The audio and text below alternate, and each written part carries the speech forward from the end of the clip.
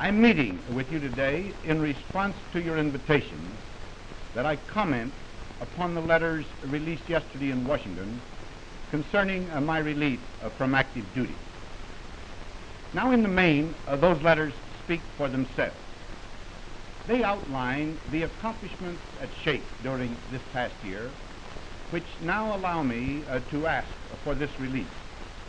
This action is one that from the very beginning of my assignment, I have anticipated taking as quickly as I deemed it practical.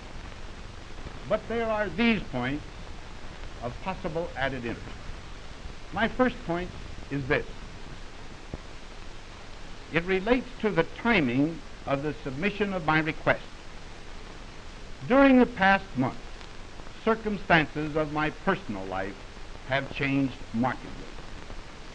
At the time of my public announcement of last January, I believed that the political movement involving my name and undertaken in the United States by certain of my friends would not necessarily impinge on the duties and responsibilities of my present post.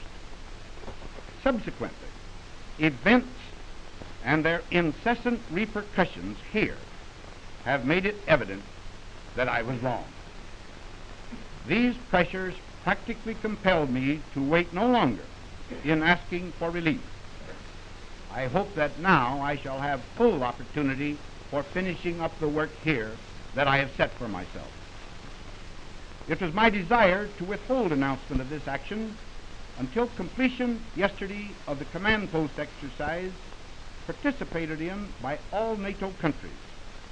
I wanted to announce my departure personally to more than 200 associates who attended. They have worked effectively and loyally with my headquarters during the past year. Incidentally, that exercise was an important milestone in the development of SHAPE's work. You correspondents are at least partially aware of the mounting volume of inquiry that has been directed at me during these many months. You have been partially responsible for it.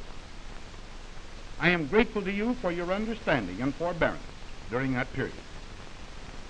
My second point is this.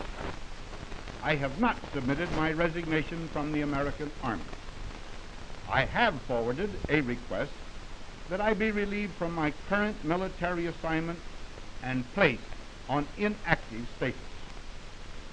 If, however, I should, because of the current effort, be nominated this July to political office, I shall promptly submit to the President my resignation as an officer of the Army.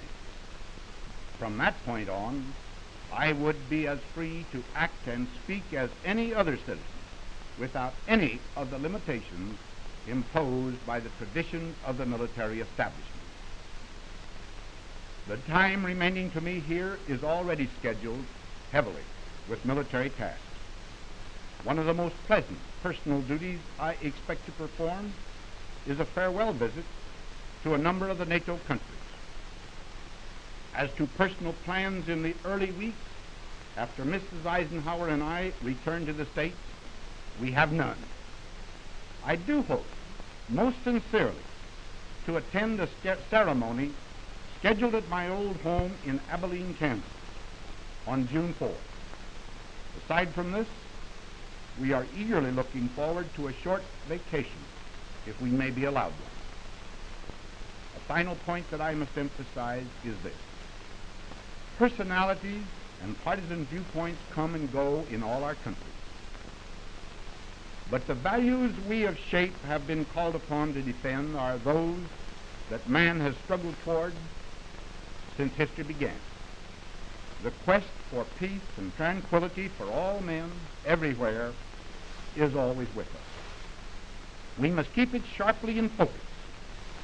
We must not let this great cooperative work to which our 14 NATO countries have so lately set their hearts and hands falter or perish.